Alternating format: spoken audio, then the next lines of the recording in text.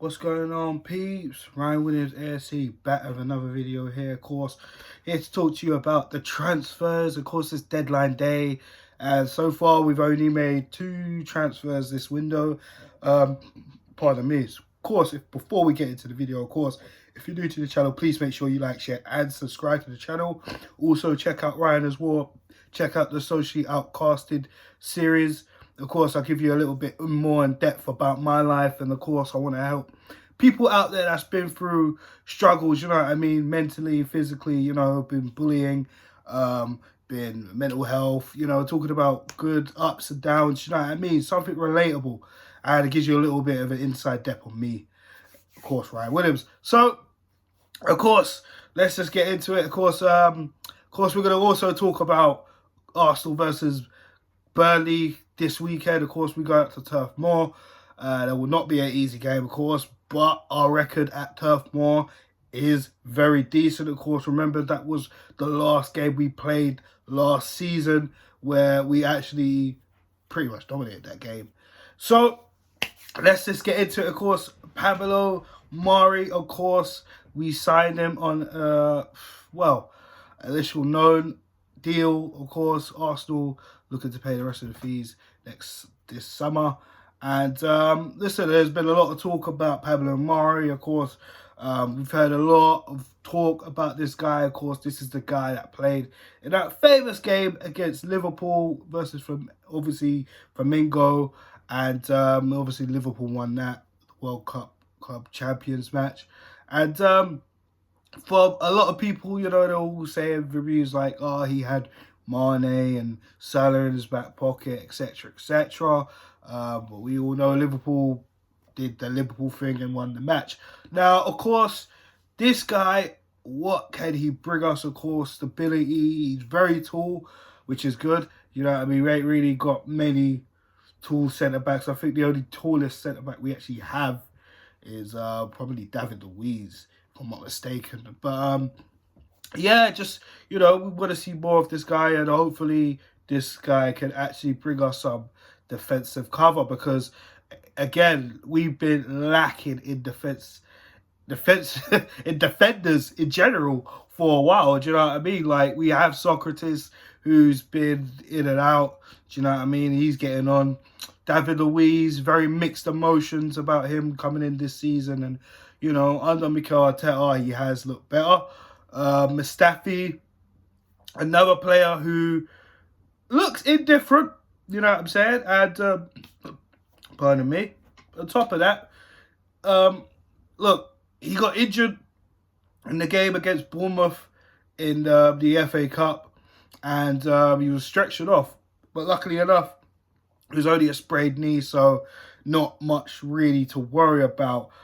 We got Dino Mavropanos, who's out on loan. You know, Rob Holding, who, you know, hasn't really looked great since coming back off injury. He's probably had a few appearances where he's looked decent, but the rest haven't really been good enough. Of course, I know Rob Holding is trying his best to get back to fitness and, you know, try and get himself into, just try and get out of that mindset of, you know, last season, whatever's troubling Rob Holding. You know, he just needs to improve, let's be real. And Callum Chambers, as we know, who's probably been our shining light in defence this season, who's out for the rest of the season, of course, picking up a long-term injury. So, of course, we have another signing today, Cedric Suarez, formerly Southampton right-back, of course. And I'm actually happy about this personally, because I've been moaning and groaning for Arsenal on why do we not sign anyone that is Premier League proven, because I think that is more key than just signing the best top class players, etc. Let's face it, we are not in the best of situations to be doing that right now, in terms of we're not in Europe, well, Champions League. Do you know what I mean? We are in the Europa League. Let's not disrespect the Europa League. Of course, we are still in it. But, of course, we all want to get back into the Champions League, which means more money, which means, you know, the summer we can actually get try and get better players for better deals, etc. And we can actually afford to offload potential certain stars. But, you know, it hasn't really been in our most financial strengths in the last few years. Let's be real. But, again, like I said, Cedric Soares, a right back. You know, what does that say for AZ Maitland-Niles, who has been covering for Hector Bellerin whilst Bellerin's been out, but Bellerin has returned. And does that mean AZ get put back in his normal position in midfield? Not so sure, but again, you know, it gives us more healthy competition in that right back position. You could also play left back as well. We've been seeing Bukayo Saka, who's been putting in some outstanding performances there. And we all know Bukayo Saka is a winger. And he scored a fantastic goal against Bournemouth in the last game. And of course, you guys could go back and check out my Arsenal going away to Bournemouth in the FA Cup fixture. You can check out that review in the previous video. And you know, Tierney's out till March. Kolasinac, who's been in and out with injuries, but needless to say, we do need another wing back. Do you know what I mean? Or side back, however you want to put it. But again, like I said, I'm happy that it's actually someone that's Premier League proven, which I feel Arsenal have not been doing in God knows how many years. Do you know what I mean? So, because for me, getting someone in the Premier League is just as vital as buying probably the best top class player. Excuse me, people. Been a long day. And the reasons why is because you want someone to settle in quickly. You want someone that knows the Premier League already. Do you know what I mean? Pablo Mari was formerly a Manchester City player before he was loaned out constantly and sold in the summer to Flamengo. And of course, he had an outstanding season for Flamengo. This is the reasons why Arsenal were interested in bringing him in. And of course, like I just said, Cedric Soares, another person from Southampton. We know Southampton always have some decent players. Remember Virgil van Dijk at Liverpool, Sadio Mane at Liverpool. Listen, we could talk about Southampton and the amount of players they produced over the years. And look, I'm not saying Cedric Soares is one of their players that they produced for the new squad. But listen, he's an experienced right back that I'm happy with. And, you know, this just leads me into the summer. Like, you know, of course the transfer window is still open right now. But are we going to get anyone in on loan? Because let's face it, I'm sure Arsenal are more likely to do one of their big spendings in the summer. Hopefully we spend big, because this last summer window, you know, we did spend quite big in fees. So we'll get to see what Arsenal will try to do. Personally, there's a few players I'd personally want to move on. But it be that as they may, we must continue with what we got at the minute. So again, what does that say for AZ Maitland-Niles? Will he play in his natural position from now on? Time will tell. You know, so what are we going to do? Look, what would you guys do? Let me know in the comment section. Would you guys go out there and get anyone else? What other position would you cover? Me personally, I'll probably get another midfielder. I think it's vital because, you know, if Xhaka gets injured or Torreira gets injured, and you've heard my previous comments on Matteo Guendouzi playing holding midfield, I personally don't think he's that type of player. I personally think he's more of a centre midfielder, more of a box-to-box midfielder.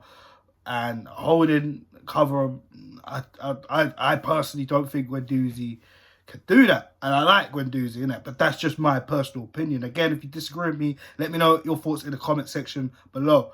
So I'd probably try and get another holding midfielder. We could try and pitch the Corey off Watford or something. Do you know what I mean? I know indeed he's going to be near impossible. I probably want to get Jack Grealish, but we'll probably have to wait for the summer for that. I'm pretty sure Aston Villa will not be in any rush to get rid of or sell Jack Grealish this right now. Of course, they are through to the Carabao Cup final. Do you know what I mean? After beating Leicester a couple of days ago. So, I mean, those are my potential picks anyways. But let's just get into the match preview for Burnley. Of course, like I said, we need a win, guys. It's dire right now. We're sitting in 9th, 10th position in the Premier League. And listen, top four, like I said, boy, for me, I think we're done. We can't get it. It's near impossible. We're 10 points off Chelsea. But, you know, it's football. Anything can happen. Do you know what I mean? Chelsea are taking on Manchester City. Manchester United are taking on Wolves. Oh, wait, sorry. Tottenham are taking on Manchester City. Chelsea are taking on Leicester. So, literally, if any of those results could go our way, and if we can manage to put Burnley away, which will be a tough game. Yes, I know I talked earlier on, I said our record is good at Turf Moor. But regardless of that, they have beaten Leicester. They have gone to Old Trafford and beaten Manchester United. So, again, this is a game we cannot be taken lightly at all. So, let's get into my starting lineup.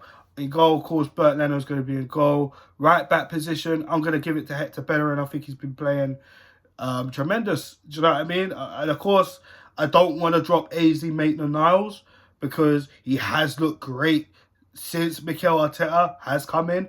But if we want to be real, Hector Bellerin, you know, he is the number one choice. So for me, I'll probably keep Ainsley on the bench anyways, just in case. So, you know, Bellerin is going to be there. The starting centre backs. Now, this is going to be interesting, of course. Do we go with Mari? David Luiz is available, of course. I did say in my previous video that he will more than likely won't be available for this game, but of course, he did miss out the Bournemouth game in the FA Cup. So, he can start, you know what I mean? Or would you go with Socrates? Do you know what I mean? Mustafi's injury, it's a sprained ankle. It's been a couple of days now. Would you start it? Would you not? I'm probably just going to start with our new signing. I'm going to start with Mari in there. See what he's like. Do you know what I mean? He's fit. Why not? Give him a go. Alongside him, I'm probably going to go with David Luiz. Do you know what I mean? And I know it sounds a little bit risky, you know, putting our first of our signings this window again with David Luiz or Socrates, but you know me, I still don't trust Socrates and David Luiz as a partnership as a whole. Mari, I'll be interested to see what he could do in the Arsenal game, so I'm going to give it to him with David Luiz, of course, because I like how David Luiz can cross a ball, whip a ball in. That's the only reason why I'm picking him anyways. So, left back position, I'm going to keep Saka there in the meantime because, listen, I don't know how far Kolasinac is with, you know, his fitness, but Bukayo Saka's been doing a tremendous job at left back. It'd be so wrong to take him out. Do you know what I mean? Which kind of contradicts what I said about Ainsley Maitland-Niles. But, again, like I said, with Ainsley, he's on the bench if need be because he can play midfield if need be. Let's get into the midfield, in fact. Lucas Torreira, Granit Xhaka. Moving on forward, I'll give it to Dani Ceballos. Ozil, again, just doesn't work hard enough for me. I don't know what he would do at Turf Moor. I would want to see more from Ozil if he is selected, but I'll go with Ceballos. I think he should be given a chance in that role. If not, you could go with like Sir Joe Willock if you want. But, you know, and I'm only going with Ceballos because I don't think he can be the second fiddle to Granit Xhaka or Lucas Torreira. So, for me, it just doesn't make sense. But I'll go with Dani Ceballos right in front of them. Up front, boy, this is tough. This is so tough. Now, the reason why it's so tough, because, of course, we know Alexander Lacazette hasn't been hitting the shooting boots as of late, but his performances, his work rate, has not let us down in these fixtures. Just the goal-scoring form that we're missing for Lacazette. Nicolas Pepe, he's starting to find his feet a lot more in the Premier League, do you know what I mean? But, you know, would you keep him there? Would you start him? You know, a couple games ago, I was kind of getting a little annoyed with him because I felt he hasn't really been coming back and helping Bellerin a lot, you know, on the defensive work. But, you know, hopefully Arteta has beaten that into his head. And, of course, you know, the sunshine, the guy from Brazil. Of course, you know I'm talking about Gabriel Martinelli. Woo! It's hard not to leave him out. So he's definitely staying in that first team slot. He's there. So, Pierre-Emerick Aubameyang, who has come back now. His 3-match ban is done, you know, since he picked up that red card against Crystal Palace with that tackle on Max Meyer a few weeks ago. So, what do we do, guys? Look, I already picked Martinelli there. What are we going to do? We're going to pick Abba and Lacazette, drop Pepe to the bench, or we're going to be bold and drop Lacazette to the bench and bring Aubameyang back in that team. This is exactly what I'm going to do. Lacazette, for me, listen, bro, I love the work rate and everything, but I'm just going to put you on the bench just in case. Do you know what I'm saying? So for me, it's going to be Pepe and Aubameyang. So let's go through the team one more time. Leto in goal, Bellerin right back. Mari gets his first start in the Premier League, alongside with David Luiz. Alongside him, Bukayo Saka remains in that left-back position. Lucas Torreira, Granit Xhaka, Dani Ceballos just in front of them. And of course, Martinelli, Aubameyang, and Nicolas Pepe. Guys, let me know your thoughts in the comments on that team. If you would change it, who would you change? Would you go with it or not? And your predicted scoreline and my predicted scoreline. I'm going to go bold. We're going to get the 3 points. I believe we can do it. And I'm going to go with a big, bold 3-1 to the Arsenal. And hopefully we can start getting some W's, because it's so important right now. If we got any chance of getting back into the European places, yes, I mean Europa League places too, then we need to start getting them wins in. Again, like I said, the fixtures for the teams above us are not easy for them, but those teams are all quite capable of getting some points. So if they drop points, it could be, you know, this could be our chance for us to try and get back into the top 4. Top 6, more likely, but again, we don't know. So guys, please like, share, and subscribe to the channel, of course. I'm Ryan Williams, AFC, and of course, make sure you subscribe to Ryan is War. Check out the socially outcasted videos, of course. New videos coming out every couple of weeks. I'm going to try and get as much content out as possible with that channel. And yeah, stay tuned for more. Peace.